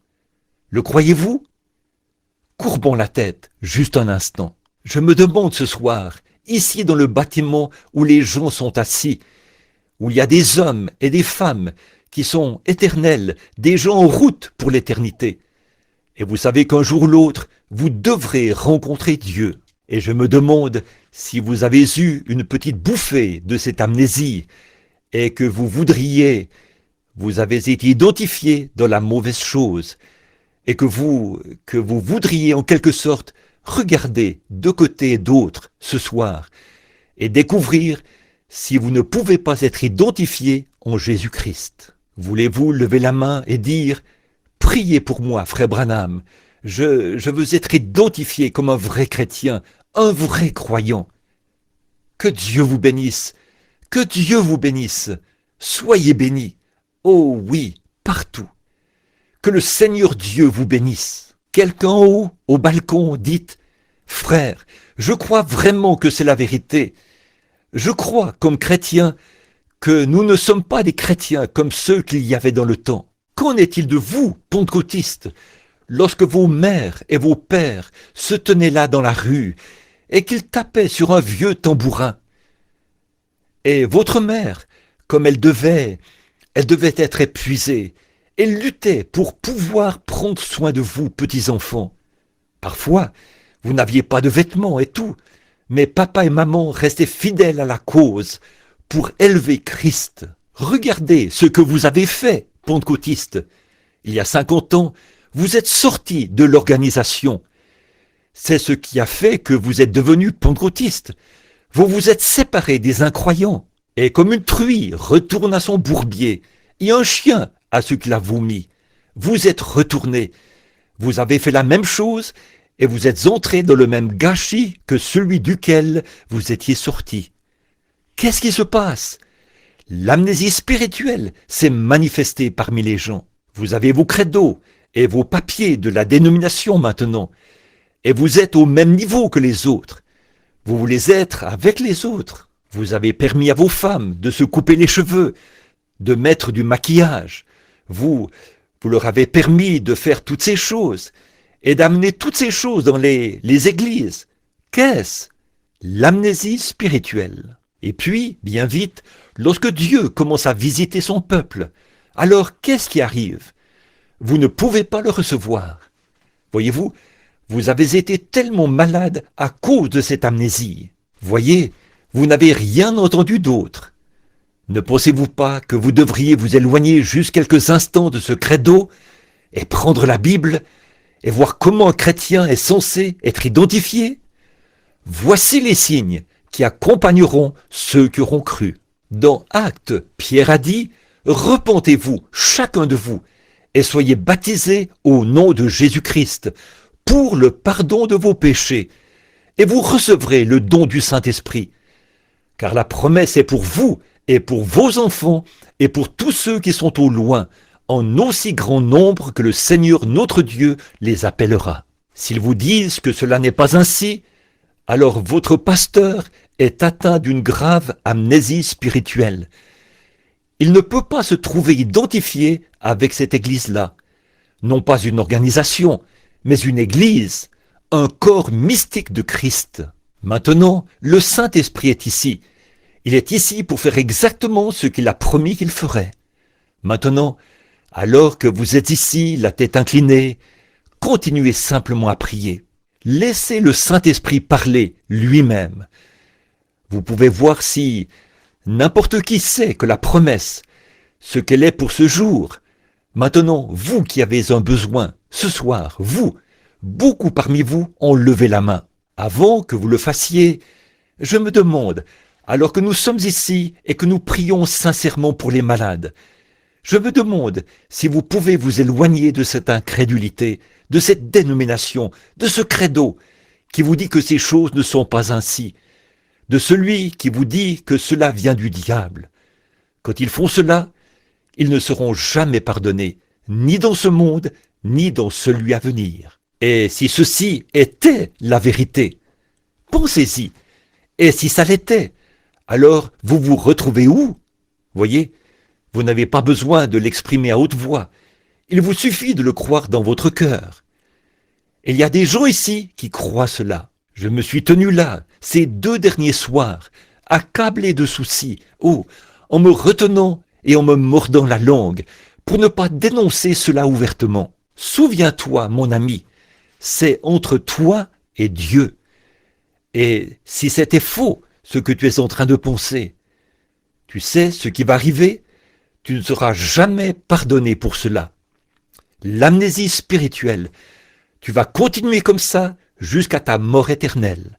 L'incrédulité, celui qui ne croit pas est déjà condamné. Maintenant, priez pour votre maladie. Dites, Seigneur Jésus, tu as promis, Peut-être y a-t-il des nouveaux venus ici qui n'ont jamais été là auparavant. Jésus a promis ce qui arriva. Je vais prendre un passage de l'Écriture, du temps de Lot, lorsque Dieu a été manifesté dans un corps de chair. Et le peuple, Abraham, le groupe élu, le groupe qui avait été appelé à sortir. Et le nom d'Abraham a été changé en Abraham. Alors il a vu la parole faite chair. Et celle-ci a discerné les pensées qui étaient dans le cœur de Sarah. Et lorsque la semence royale d'Abraham est apparue, c'est ce qu'il a fait. Et ils l'ont appelé un démon. Il a dit, maintenant, lorsque le Saint-Esprit viendra, il fera la même chose. Il a dit, maintenant, il y a le pardon pour vous, quand vous m'appelez ainsi. Mais, lorsque vous parlerez contre le Saint-Esprit, il n'y aura plus de pardon. Maintenant, puisse-t-il venir, dans sa puissance, parmi cet auditoire, où que vous soyez, et, avec son discernement spirituel, montrer qu'il est la parole. Et s'il y en a ici qui souffrent de cette amnésie, qu'il soit sans excuse, avant qu'on fasse cet appel à l'autel. Que le Seigneur Dieu nous aide. Maintenant, avec la tête inclinée, priez avec respect. Voyez, il y a une dame assise là devant moi. Elle a porté les mains à son visage. Elle souffre de la colonne vertébrale. Et elle est aussi atteinte de nervosité. Elle souffre de l'estomac. Et elle est assise là devant moi maintenant. Et afin qu'elle puisse reconnaître cela, elle ne vient pas d'ici. Elle vient d'une ville qui s'appelle Macon. Oui. Croyez-vous que Dieu puisse me dire qui vous êtes? Vous êtes mademoiselle Ayers. Si c'est juste, levez la main. Je vous suis inconnu. C'est vrai, n'est-ce pas? Maintenant, vos ennuis sont terminés. Jésus-Christ, vous avez touché son vêtement. Il vous a guéri. Maintenant, croyez-le simplement. Il y a un homme assis au fond du bâtiment. Il recherche le baptême du Saint-Esprit. Il veut le baptême de l'Esprit. Il se tient là, devant moi. Lui non plus n'est pas d'ici. Il vient de la Caroline, de Charlotte. Son nom est Lippo. Croyez de tout votre cœur, et Dieu vous remplira du Saint-Esprit, mon frère, si vous le croyez. Ici, à ma droite, il y a un homme et sa femme, assis juste en face de moi. C'est un couple âgé, à ma droite. La dame souffre du côlon. Son mari a des problèmes cardiaques. Ils ne sont pas d'ici. Ils viennent du Tennessee. Monsieur et madame Thomas, si vous croyez de tout votre cœur, levez la main et vous pouvez accepter votre guérison. Jésus-Christ vous guérit. C'est exactement ce qu'il a promis de faire. Mais je n'ai jamais vu ces gens de ma vie. L'amnésie spirituelle. Jésus a dit, vous ferez aussi les œuvres que je fais. Encore un peu de temps et le monde ne me verra plus. Mais vous me verrez, car je, un prénom personnel, serai avec vous et même en vous jusqu'à la fin du monde. Jésus-Christ, le même hier, aujourd'hui et éternellement. Maintenant, pour les hommes et les femmes présents qui ont quelque chose qui ne va pas, qui ne peuvent pas simplement voir comment, vous voulez croire, mais vous n'y arrivez pas, et vous voudriez qu'on prie pour vous. Vous voulez l'accepter pendant que vous êtes dans sa présence. Voulez-vous venir vous tenir ici près de moi, me laisser prier et vous imposer les mains? Si vous venez ici maintenant, vous qui souffrez de cela, d'amnésie spirituelle, et qui voudriez qu'on prie pour vous, afin d'en être libéré, si vous n'êtes pas un croyant, mais vous voulez qu'on prie pour vous, montez ici et tenez-vous là. Que Dieu vous bénisse, jeune homme. Quelqu'un d'autre qui veut venir? Que Dieu vous bénisse, madame. Venez. Que Dieu vous bénisse, jeune fille. Quelqu'un d'autre qui veut venir? Venez tout de suite. Tenez-vous ici. L'amnésie spirituelle. Je ne veux pas être frappé de cela. Que Dieu m'en préserve. Que je meure de n'importe quelle mort, mais que jamais je ne meure de cette mort-là, en tant qu'un croyant. Venez, acceptez-le maintenant. Ne voulez-vous pas le faire? Venez et vous qui êtes au balcon, descendez les amis. Il n'y a que quelques pas à faire jusqu'ici, et cela pourrait faire la différence entre la mort et la vie pour vous. Voyez-vous, je ne peux pas forcer Christ à agir. Il n'y a rien que Christ est obligé de faire, sauf une chose. Il est obligé de tenir sa parole. Il doit faire cela pour être Christ, pour être Dieu. Il doit tenir sa parole. Maintenant, rappelez-vous, si vous n'êtes pas sûr de votre expérience, pourquoi ne pas venir maintenant? Si vous êtes simplement membre d'une dénomination, si vous êtes un petit-fils pentecôtiste, Dieu n'a pas de petits-enfants. Il a des fils et des filles, mais pas de petits-fils et de petites-filles. Voyez-vous, Dieu n'a pas ça. Il a simplement des fils et des filles. Et vous savez que vous n'en êtes pas un. Vous avez peut-être parlé en langue, vous avez peut-être dansé, vous avez fait tout ceci, c'est en ordre. Je n'ai rien contre cela. Mais néanmoins, si vous avez toujours cette amnésie spirituelle, alors avancez-vous, venez vous tenir ici, prions à ce sujet. Qu'en dites-vous? Membre d'église, membre d'une église dénominationnelle, sans plus. Pourquoi ne venez-vous pas ici afin que nous nous débarrassions de cela tout de suite?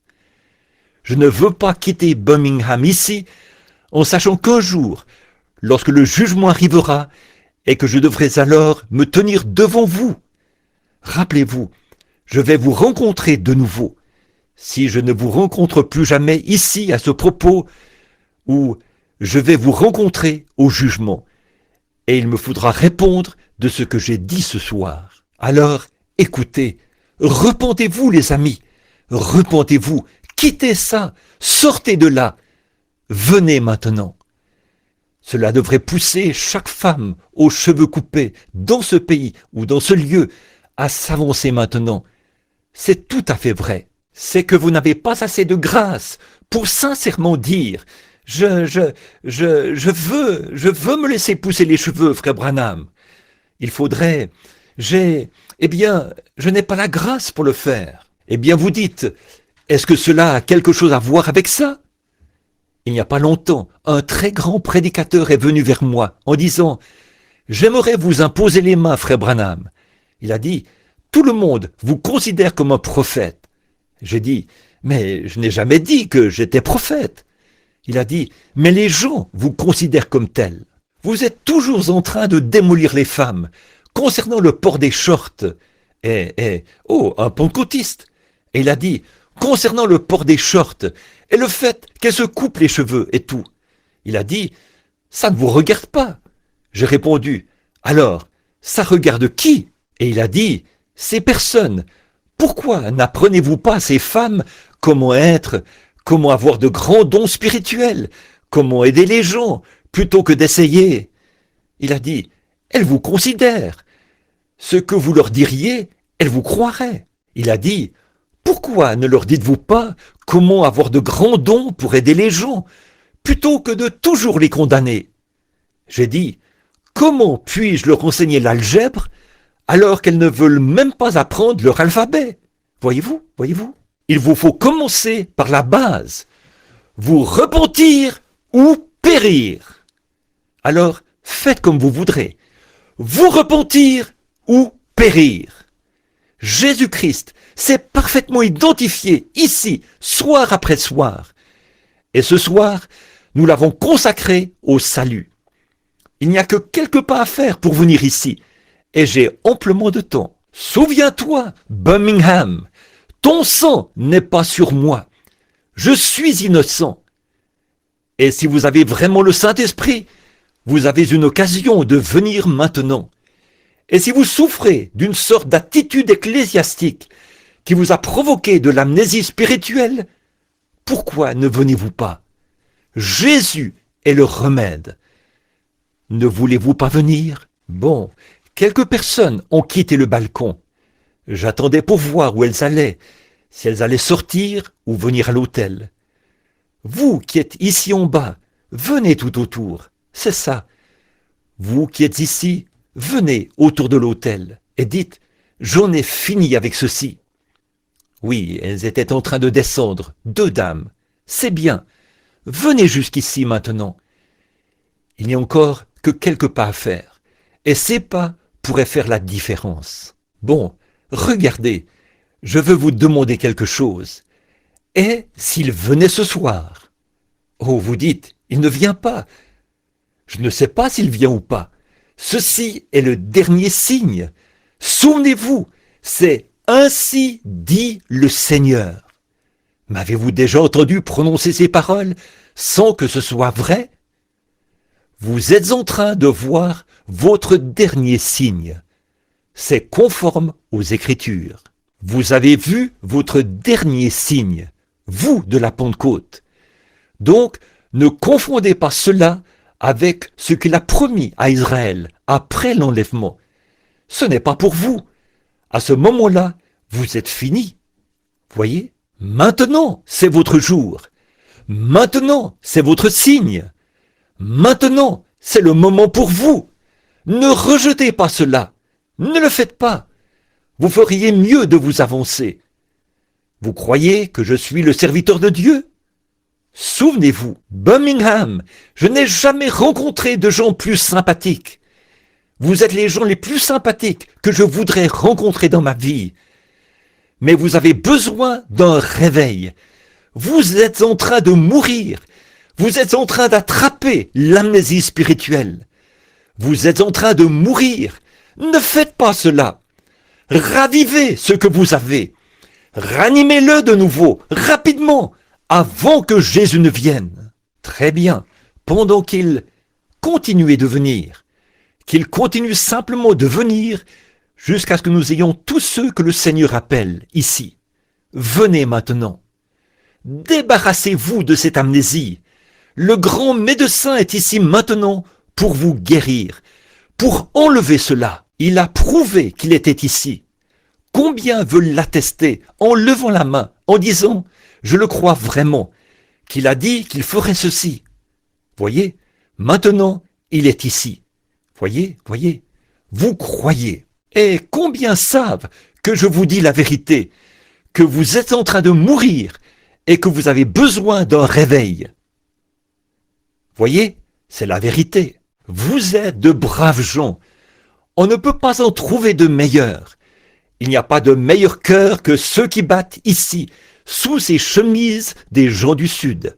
C'est vrai, des gens authentiques. Mais, mes amis, vous avez intérêt à vous réveiller tout de suite.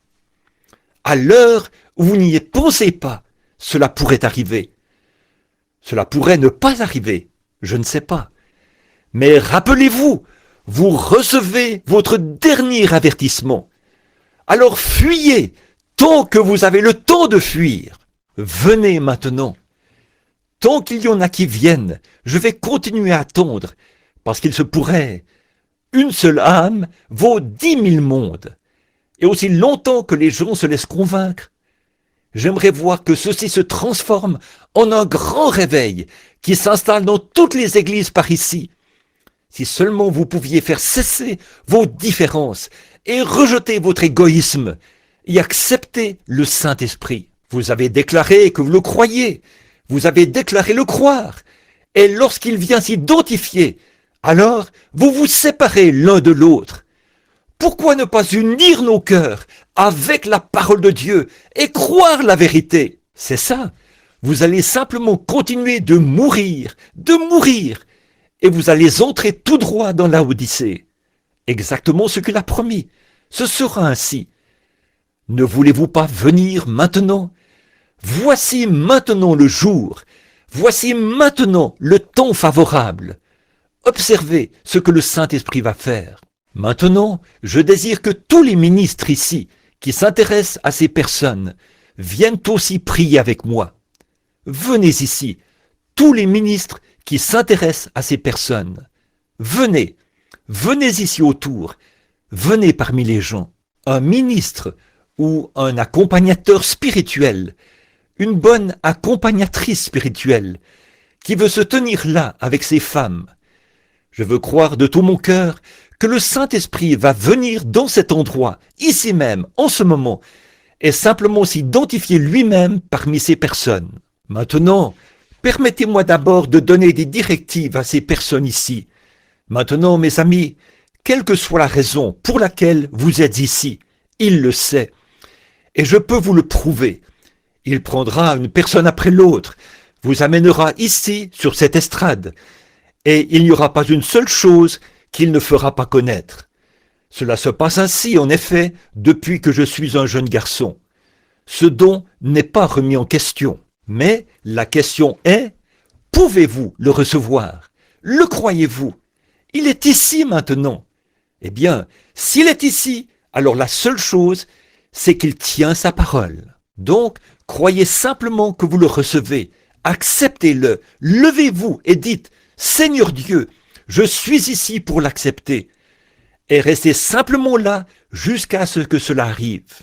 Comme Badi Robinson l'a dit une fois, dans un champ de maïs, il a dit, Seigneur, si tu ne me donnes pas le Saint-Esprit, lorsque tu reviendras, tu trouveras là un tas d'ossements. Il était tout à fait sérieux. Et vous n'allez rien recevoir de Dieu à moins d'être poussé à bout. Bon, avez-vous remarqué la récolte d'aujourd'hui? Avez-vous remarqué ce que nous faisons aujourd'hui? Nous, en fait, nous avons suffisamment de Dieu en nous pour venir sur l'estrade et dire « Oui, peut-être que je ferais mieux de m'avancer là. » Or ça, c'est ce qu'on expérimente dans le monde entier. Oui, je ferais bien d'y aller et me tenir là. Vous dites eh bien, je ne sais pas. Me voici, voyez. Quel endroit où se trouver?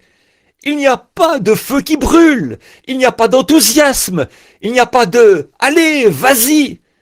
Et en tant qu'évangéliste, cela me tue de voir le peuple de Dieu dans cet état-là. Nous sommes censés brûler d'ardeur.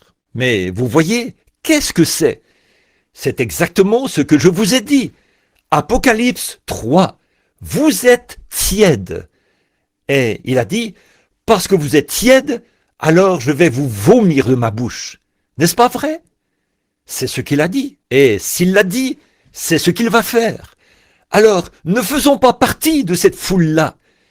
Vous êtes ici, avec des besoins. Recevons-le, sinon mourrons ici même. C'est vrai. Recevons-le, sinon mourrons. Maintenant, mon cher frère, ma chère sœur, si je pouvais descendre pour vous aider à faire quelque chose, je le ferais volontiers. Maintenant, par un don, je peux vous dire pourquoi vous êtes ici. Je peux vous dire ce qu'il y a par le Saint-Esprit, par l'Esprit de Dieu. Je peux vous dire pourquoi vous êtes venus, ce que vous avez fait, quel sera l'avenir, ou quelque chose comme cela. Mais ça ne va pas régler la question. Il faut que vous acceptiez ceci, vous-même. Il faut que ce soit vous. Maintenant, êtes-vous prêts? Levez la main et dites « Je suis prêt. Je suis prêt à mourir ici même. » Mais ne le faites pas, à moins que ce soit vraiment votre intention. Je suis prêt à mourir ici même ou à obtenir ce que je désire de Dieu. Amen. Êtes-vous vraiment prêts? Alors que l'auditoire se lève partout. Maintenant, ensemble, unissons-nous ensemble, prions. Et simplement, vous les ministres, avancez-vous vers ces personnes qui sont là, vers chacune d'elles, et vous représentez les mains de Christ maintenant. Vous qui voulez le Saint-Esprit, vous qui voulez cette expérience, non pas une excitation remplie d'émotions. Vous voulez le Saint-Esprit, la vie, le germe de vie à l'intérieur de vous. Et vous voulez vous débarrasser de cette amnésie qui fait que vous ne pouvez pas vous identifier. Vous ne savez pas où vous vous tenez. Vous ne savez pas ce que vous êtes. Débarrassons-nous-en tout de suite. Il y a une nouvelle naissance ici pour vous. Une réelle, une authentique nouvelle naissance. Maintenant, imposons les mains à ces personnes. Levons tous les mains et prions d'un commun accord. Père céleste, au nom du Seigneur Jésus, fais, Seigneur, qu'au nom de Jésus-Christ, le Saint-Esprit vienne ce soir, ce samedi soir, comme quand le Saint-Esprit est descendu comme un vent impétueux. Que ces personnes soient baptisées dans le Saint-Esprit. Que le feu et la puissance de Dieu ne les quittent pas. S'ils sont là demain matin, puissent-ils rester jusqu'à ce que le Saint-Esprit vienne. C'est ça qu'il faut, c'est ça, le voilà, c'est le Saint-Esprit qui vient. Je l'ai déjà fait, je sais ça, c'est tout, croyez-le maintenant, acceptez-le, soyez remplis de ces bénédictions.